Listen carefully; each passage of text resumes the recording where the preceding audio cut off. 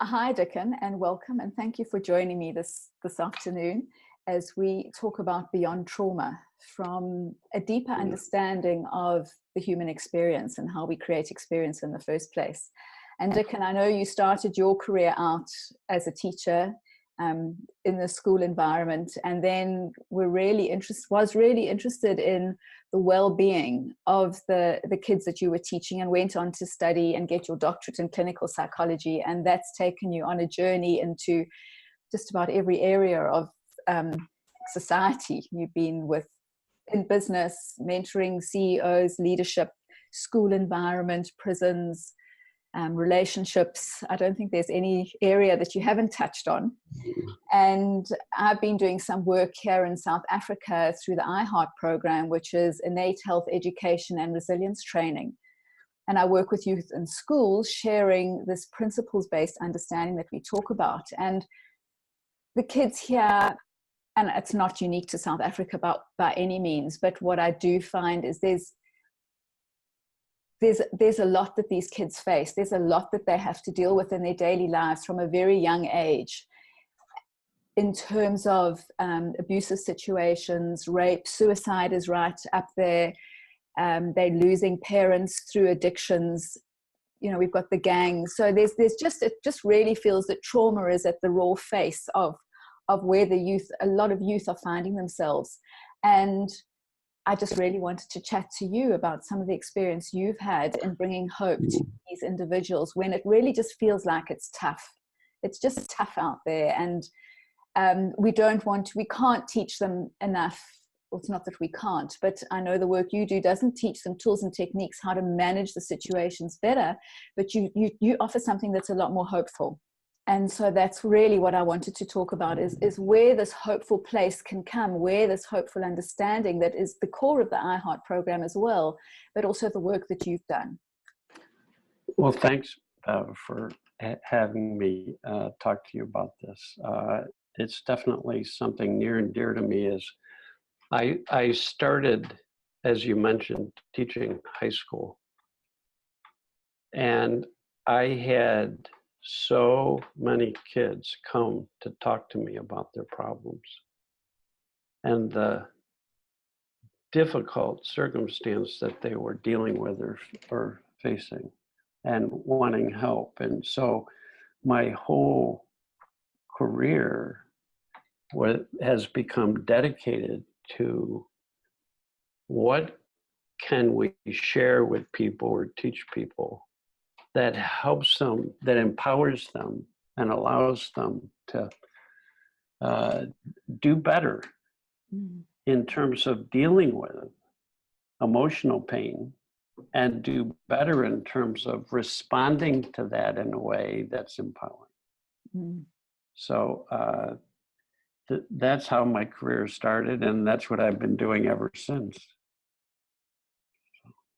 And that's fantastic, because I think what you talk about is this emotional pain, how we just feel it's so crippling, and how we just don't know how to ease, how to make life better. And we want to do better. Everybody wants to do better, but we just feel so trapped often in that emotional circumstance, or that emotional pain that we have.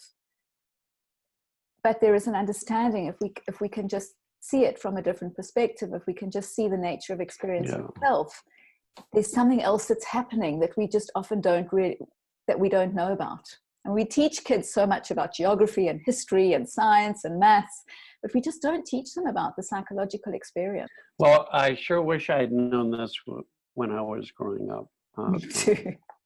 I think everybody has very painful experiences at some point in their life.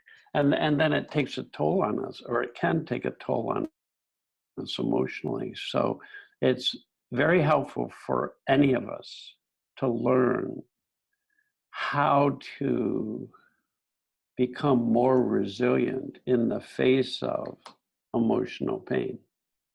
And resilience doesn't mean you don't experience emotional pain. Life is a contact sport, and we do get knocked over time and time again. But resilience is that we get back up and are able to continue to live in a way that we feel good about. So that we can't go through life and not get knocked down, but we can get better and better at dealing with our own experience in terms of that. So horrible things do happen. You and I agree with that, Bevan. We've certainly seen that, and our heart goes out to anyone who has to go through painful or difficult events. And when the event is over, what's left in us is the memory of that event, and then our thinking about the event. And I think one of the best things anyone can learn is how to navigate memory. Yeah. Because we all have painful memories. And when they come up, they create very strong emotions. And very few people that I've met are very good at navigating memory. Absolutely. So, and so there's pain as we go through life, and then there's psychological suffering, which is when we get caught up in painful memory and keep thinking about it over and over and over again, it extends our emotional pain. It's a little bit like if a fire starts. If you keep throwing logs on the fire, it's going to keep the fire going. And most adults, when they feel emotional pain, keep thinking more about something in a way that it keeps that pain going, keeps it alive, keeps innocently throwing logs on the fire. And as we understand more deeply the nature of thought, when painful memories are reactivated, which will happen, or when we feel upset, when we begin to recognize the nature of thought, it, instead of leading us into thinking harder about something, we tend to wake up out of that thinking. It's like, something horrible happened to me. Why would I keep thinking about this in a way that makes me feel worse? So like this may seem like a little bit of a stretch, but I don't think so. If someone came up and hit us with a baseball bat, that would be horrible. Right. If they threw the bat down and ran away, and then we picked up that baseball bat and continued to hit ourselves on the head with it, it wouldn't make sense. It would be like, why would I do that? Something horrible did happen. There's no question. It was horrible did happen. And I want to do something about this. But innocently, it's very easy for any of us to keep thinking about something that keeps us feeling this upset and this hurt and this anger. And that when we begin to learn how thought works, we start recognizing more and more the ways in which we think about things that keep our pain alive. Innocently, we start seeing it. And when people see it, they don't need a technique to put the bat down. Why would I keep thinking about something if it's causing me hurt and pain? But if people don't know that that's where they're hurt and pain from the bat of thought, if they don't know that that's where their pain comes from, they'll keep innocently keep thinking about things in a way that makes them more and more upset. Yeah, and you're not talking about, I mean, controlling my thoughts or not trying to think something or trying to think of something else. You're talking about something much deeper. It's how thought is created in the first place, and how nothing outside our experience doesn't come apart from through the power of thought itself. It's like it's the first download from the universe, from formless into form, is through a thought, through a fresh idea. Yes. And that is how we project out into the world. And it's that, and not the other way around, not kind of seeing something and being a camera and taking it in. The simple truth is there's a power that generates thinking inside of every one of us, every person on this planet. We're thinkers. And whatever we think, we're going to feel. So it's not a matter of controlling our thinking, it's a matter of recognizing where what we're feeling right now, where it's coming from. Right? It's one time I had this image, Bev, of everybody's walking around with a bag of hammers. And some people think about things in a way, they keep thinking in a way that makes them anxious or nervous. That's like having a little worry hammer. And they're doing this. And you say, and they say, oh, I'm really worried. And you say, why are you worried? And they say, oh, because of what's happening in my life. And you say, yeah, but what about that little hammer? What about thought? And they go, what hammer? And as soon as they're aware of it, they don't need a technique to put down the worry hammer. That's what happened to me when I first learned these principles. I thought about life in a way that made me very nervous. And I did a lot of that thinking. And if you ask me, Dicken, why are you nervous? I would say, well, I've got this situation. I'm nervous about this situation. I did not know that 100% of what I was feeling was created by whatever thinking I was doing in the moment. So some people have a worry hammer. Some people have an angry hammer. And they're thinking all day long in ways that keep them feeling angry. And if you ask them, why are you angry? They'll say, because of what somebody did or said. And they won't see. If you see that your feeling is created from thought, it's just an awareness. Oh, my headache is not coming from what happened 4 hours ago. It's coming from how I've been thinking about it for the last 4 hours. And then people put the anger hammer down. And there's all kinds of thought hammers that people can carry that create this feeling of emotional pain. And it doesn't mean that we don't experience sadness or anger or hurt. That's normal. That's the most normal thing in the world. Or joy or laughter or any of them, or boredom or any of them. I mean, it's not necessarily a good, bad thing. It's just experience, the whole gamut of it. It's a full spectrum. And psychological suffering is innocently getting caught up in thinking that's painful and not knowing that that's the source of the pain. Which doesn't mean that bad things aren't going to happen and that they're not real in the world. They are real in the world.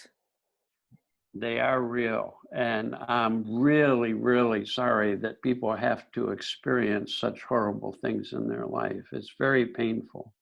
And it's understandable that people experience pain in the face of that. And we don't want to make our pain worse because we have a misunderstanding about where our feelings come from. So it's empowering for people. It's empowering. Listen, if we had to walk down the street and we had somebody put on our back a backpack with 100 pounds of stones, of rocks, big rocks, heavy rocks, and it's 100 pounds. And we're walking along, after a while, it become very, very hard. Every time we recognize that our pain is created from thought, there's a tendency for human beings to let go of what they know for sure causes them pain. Mm.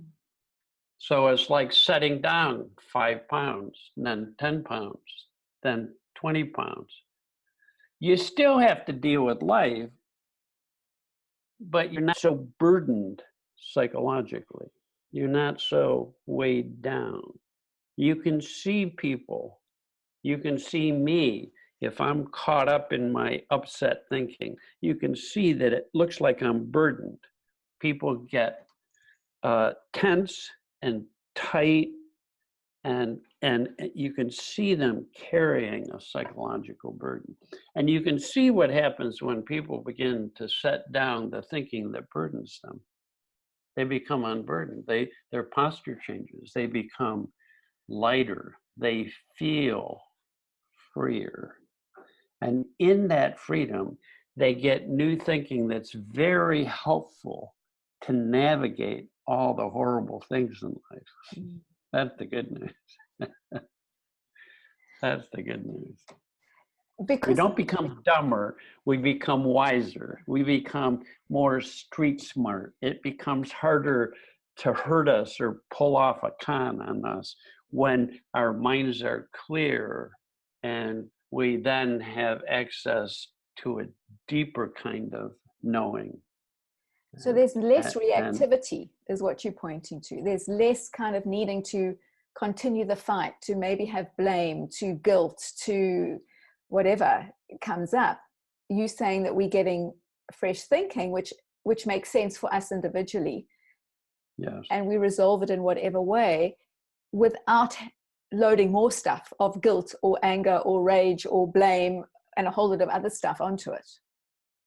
Yes.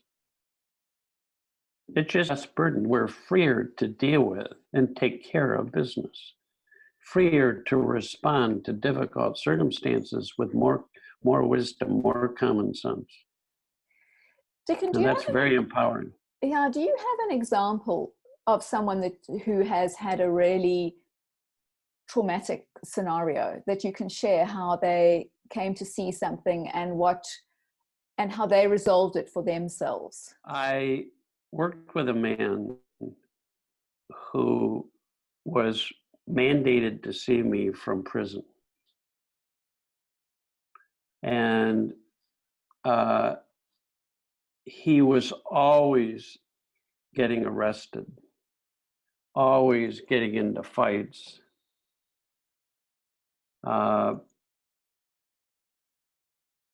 asked him in our first session, plus he was drinking a case of beer every day. His brothers were also in and out of prison. I asked him, I said, what do you have any hobbies? What do you like to do? And he said, well, on weekends, I like to set fires to the apartments of people that have been mean to me. I say, why do you do that? And they said, well, somebody set fire to my apartment, so I'm not going to just sit around and let them get away with it. I'm going to set fires to theirs too. And I said, well, that's not exactly what I had in mind in terms of a hobby. Is there anything like you really enjoy doing? And he goes, yeah, I have this ice pick and I like to go around. And if I see somebody's car that I don't like, I do their tires.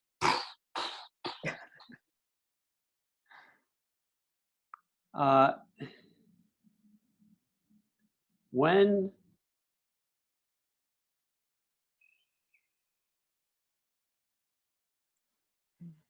power of thought and his own inbuilt capacity for well-being, he thought I was absolutely crazy. He said, the reason why I'm walking around in anger all day long is because of all the things that keep happening to me. And difficult things did happen to him. Because he was angry all the time. He was abusive toward his wife. He was on his third wife. He just would get angry and thought she made him angry, so he'd beat up his wife. He had several kids. They all hated him because he was either drunk or angry all the time. And when he first started learning this, it came as quite a shock to him that it was impossible for him to feel good, given his circumstance. He just didn't even think it was possible for anyone in that situation to feel good, or to have resilience, or to get over their upset and come back to a place of well-being. And he began to discover pretty quickly that he was no different than any other person on this planet. He was living in the feeling of his own thinking. And that when his head cleared, it was geared toward him to move toward well-being. He was geared up for that. Right? So he started having example after example of times when he'd get upset, but then instead of being upset for 2 hours, he would only be upset for 10 minutes. He started to feel better. Now, during the time that I worked with him, he stopped drinking because he didn't need to drink anymore to feel better, because he started finding his own well-being. He stopped drinking. He stopped abusing his girlfriends or wives. He got remarried. I went to his wedding, and they had a wonderful relationship. And he gradually got his relationship back with his kids, so that they came to really like being with him again. And no one thought that was going to be possible, because they wanted nothing to do with him and just hated him so much because of how he had behaved. And when we finished working, he told me, he said, "Dicken, when I first met you, I was so unhappy, I would have traded places with any human being on this planet." He says, "Now when I walk down the street, I don't see a single person I would rather be. I don't see anybody that feels as good about life as I do." He still calls me up. It was years ago, we worked together. He still calls me up and tells me about how things are going. And he has created a beautiful life for himself. And I know that that's possible for anyone. I know that that's possible for any person, no matter what they've been through. Our past does not define us, because our past now, right now, our past doesn't exist. The only thing that exists, Bev, are memories. And if we learn to navigate memory, we can be free of the influence of our past. Right? So that when we recognize these thought hammers, which are just habits of thinking that we've developed, and then we've forgotten that it's our thinking creating this feeling, we think it's something outside of us that's created this, our feeling. So as we begin to recognize these thought hammers and put them down, always people begin to live a better life. I've never seen anybody, as they learn to put down thought hammers, say, "I changed my mind. I want to go back to when I was miserable, and I'd rather think myself into misery every day, all day long, than to live feeling empowered and alive and be able to enjoy life again." Yeah, and I think that's so hopeful, because we often found ourselves in situations where things feel like they're happening to us. I mean, he felt like these people were happening to him, and he got angry and he needed to retaliate. And that's true no matter what age you are, that if you can see,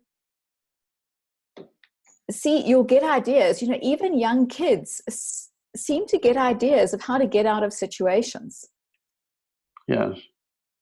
There just seems there seems to be a little wisdom, a whisper, a Jiminy Cricket, or whatever you want to, a spark that it's, you know, they always say the kids say the darndest things, and they kind of get this inspiration from somewhere. This is one of the biggest mysteries in life. It's so beautiful, Bev. It's built into human beings that as our head clears of thoughts that weigh on us, we're built to get new thinking. And the new thinking is helpful to us in life. It either brings feelings that are feelings of strength, courage, clarity, feelings that uplift us, feelings that may help us feel better, feelings that help us feel stronger, clearer. And the thinking also brings new ideas for how to deal with the most all the things in our daily life that come up. As we call it common sense. Everybody has common sense. Every single person has common sense. It gets covered over when we're caught up in our thinking. And as we recognize that and fall open, that deeper wisdom, that deeper common sense comes through all of us. I've seen no exception to that. That's what happened to this man I was telling you about. Before, by being angry all the time, he could never access his own wisdom and common sense. He kept doing things that got him into more and more and more trouble. Right? As he began to recognize his thought hammers and set them down, his mind became clear, and in that clarity, he got new thinking that was very helpful to him. So he got a new job, and it was a better job, and it paid more money because now he wasn't drunk and angry all the time. Nobody wanted to hire this guy. No, nobody in their right mind would hire this guy. So then all of a sudden, he's not drunk. He's only angry some of the time, but not all the time. He's taking responsibility for his feelings. Who wouldn't want to hire someone like that? So all of a sudden he has this really good job, and he's managing an apartment building. Yeah. And he does really well. And then so he gets promoted, and then he gets more money. All right. And then he had lost his license. He couldn't drive because he had been caught 4 times driving while he was intoxicated. Now all of a sudden, he talks the state into letting him take the test all over again, and he gets his license, and now he drives his truck around, right? And now he has a new wife that he has a really good relationship with, because he's not blaming her every time he's upset. He's going, oh, it's one of my thought hammers, and he puts it down. And when we put it down, you come back to a space where you have common sense. Or as some of the kids I've worked with call it, it's just street smarts. You get street smarts. You get to know how to navigate all the negativity around you. You learn how to. Yeah, sorry. And I think that you talk about being street smart, because some kids are going home daily to abusive situations. So, you know, you're kind of going back into it. And it's not a memory. It's kind of real. It's happening over and over and over again. So we're trying to teach them something that can help them navigate that space that's, for many of us, would be an unsafe space to go back into. Yes. And It's a little bit, Bev, here's another metaphor, because I learned this through metaphors, and they help me more than just hearing about it. If you're driving your car and it starts to rain, you can't see very clearly what's in front of you. And you got to keep driving through life. So you can't stop driving. You got to keep driving through life, but now you can't see very well. When we understand the nature of thought, it's like turning on the windshield wipers. It clears away the thoughts that keep us from seeing life clearly. Now, sometimes we're driving through life and we get mud all over our windshield. Hurt, guilt, anger, frustration, impatience. Nothing wrong with those feelings, but we can't see very clearly while we're holding on to those thoughts. Right? And as we begin to see that we can keep clearing away those thoughts, we still have to deal with traffic and people who are out there and what they're doing and how they're driving. But it's a lot easier when our windshield is clear. Right? So when people have greater clarity, it gets easier to deal with an abusive father. Like one kid that I worked with, the father would start getting drunk and then upset, and the kid would get more and more frightened, and then he would go back and forth between being frightened all the time or angry all the time. The father would pick up on this, and that would make him more angry. So he would come after the kid, and the kid would either become really frightened, which made the father even angrier, or the kid would become really angry, which made the father even angrier. As he learned the nature of thought and his capacity for clarity and common sense, he began to take it less and less personally. He began to stay more calm or to get over his fear and anger quickly. And the paradox is, Bev, then it's like there's a fire going on, but you're not throwing gas on the fire. And he began to find ways, he had got more and more common sense, and he began to find ways, his own common sense told him when to stay in the room with the father, when to leave the room, when to say something, when not to say something, and because his feeling was different, the father began to react to him differently. Mm-hmm. And he started getting more and more ideas for how to deal with the father. Okay. You can see this in families. Some kids, if they have access to their own common sense, do better in a difficult situation than other kids. And so the more common sense we have, the better able we are to deal with the horrible things that we are confronted with. And that's good news. That's good news for anybody. I've never worked with someone who is in psychological suffering that didn't like having less suffering, weren't grateful for that, and they weren't grateful that they had more clarity in life, and they weren't grateful that they had more common sense. I never had anybody say, I wish I had less common sense so I could keep making horrible decisions that get me into more and more trouble. Yeah. All right, so if I never want people to take my word for this. I want them to find out if it isn't true. That if we recognize thought hammers and put them down and we have greater clarity, find out for yourself if it isn't true, that you feel better about how you deal with the situation.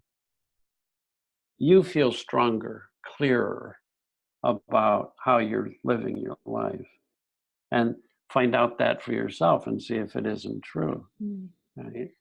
If this is true for everybody, it's going to be true for everybody. Everybody has common sense inside them. It just gets covered over when we're caught up in our thinking, period. And I just think that is so magical, really, because what you're pointing to really and suggesting is that there's no situation that we have to try and accept for what it is.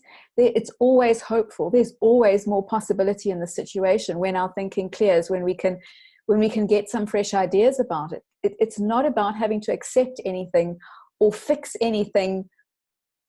No. It's about the more power we have, the more solutions we come up with, and the more creativity we have around it. That's right. We become more the wisdom that's at our deepest core. It's called wisdom because it wouldn't be called wisdom if it made us dumber. It wouldn't be called wisdom if it didn't bring us anything that was helpful. It wouldn't be called wisdom if it didn't help us navigate life more easily. It wouldn't be called wisdom if it didn't lead us toward more and more well-being. So the fact that every single human being has wisdom inside of them is like saying there's the sun, there's blue sky, and there's storms. We all, as human beings, have thought storms. When our head clears of thought storms, there's blue sky, clarity. Clarity. You got a clean windshield. Now you can see better. You're better able to see what's coming at you and how to deal with it. You have clarity, blue sky, and then that inner light, that inner sun shines through and brings us feelings that connect us, make us feel alive, and it brings us nourishment, which is thinking that's helpful, common sense thinking. And that's what we need if we're in difficult circumstance. Like I was in a war zone once with machine guns going off, guns in my chest, bombs going off, tanks. When I had clarity, I knew where to go and how fast to run and when to stop and when to talk to somebody and when to, all of that became available to me because it's inside every human being. It's inside of each of us. When we understand the nature of thought, we just have a cleaner windshield more of the time. That's what resilience is. Your windshield cleans, you bounce back up again. You feel stronger again. You feel clear, and you have common sense to help you know what to do next. Very proactive. Wisdom is a responsive intelligence to life. Helps us know what to do and how to do it. So, I mean, what you're saying there, another way to look at it would be that your well-being is inside you. It's innate. It's who you are. It's the default system. Yes, it's always there. It's always there. The sun is always there. I don't even like default. The sun isn't default. The sun is nature. It's our nature. It's always there. When the storm parts, always. The sun has always been there, always is there. It's always shining. It's always sending out its light. It's the same with our well-being. It's our true nature. It's always there. Love and well-being is at the very core of every human being. I have worked with people who have been through absolute horrors, horrible abuse, horrible things have happened. As they begin to understand the nature of thought, they find more and more freedom from the burden of that thinking. They find more clarity, more peace of mind. And then in that peace of mind, this inner sun always then helps them feel better and brings them the common sense they need, the light they need to shine through the darkness and deal with the darkness. And I put my money on light anytime over darkness. Light is more powerful than darkness. You are in a dark room, you turn on a light, you can see everything. It's instant. The darkness just has no chance. My mind gets very dark, Bev. My mind gets very dark. I'm caught up in very dark thinking. When I wake up, it's like waking up from a bad dream. I go, oh, thank God it was just my thinking making me feel this way. The light is turned on. And in that, I have greater clarity. And then always, then I know for me what makes sense to do. And I think that is also, I mean, that is like a real source of security in our being that goes beyond just the physical world. Yes, that's right. You know, That's right. I was chatting to somebody who'd been in an earthquake and how they had noticed that the buildings were swaying, and in that moment realized that not even their physical world was, they had always thought that the physical world was where their security came from. But in that moment, they saw that my security doesn't even come from our physical world. My security can only come from in me. And when it comes to me, I can navigate even the buildings falling down. Yes. Yes. You could say security is our true nature. The sun is there whether we know it or not. Whether we know it or not. And it's, when I work with people, they very quickly begin to realize when my head clears of thoughts that weigh on me heavily and cause me psychological distress or upset, this inner light shines through because I start to feel better. And it's noticeable. You can point it out to people as easy as can be. It's really easy. And yet, Bev, because there's such a misunderstanding about this, when people feel good, they don't know that's their true nature shining through. They'll blame that feeling on something in life. I'm feeling good because my friends are here. Well, your friends could come and you could stay caught up in painful thinking, and your friends wouldn't have any influence because they can't create feelings in you. So when people begin to realize, whenever I feel better, it's coming from inside me. That's a game changer. Absolutely. Because then you don't blame your well-being. And that's what security is knowing for a fact that your well-being is always inside you. It just gets covered over by our thinking innocently. And that's true whether you're in relationship, whether you're in business, whether you're wherever you are in life. Wherever you are in life. Doesn't matter. All human beings work the same way. We all think, we all get caught up in our thinking at times in ways that are not helpful to us. We all can be aware of that fact and fall out of that thinking into the now. And in that openness, this deeper light, this deeper warmth, this deeper knowing comes forward. And we start to feel better, and we start to think better, and we have thinking that's just simple common sense that will guide us through our difficult circumstance. We're all built that way. Everybody's the same. That's what I love about this. Yeah, it's fantastic. And thank you, Dicken. Thank you so much for sharing. I think that's really valuable, and I'm sure everyone is going to really enjoy listening to your wisdom and how it all works, and get some fresh thinking and fresh ideas around how I wish everybody all the very best. Yeah, thank you so much.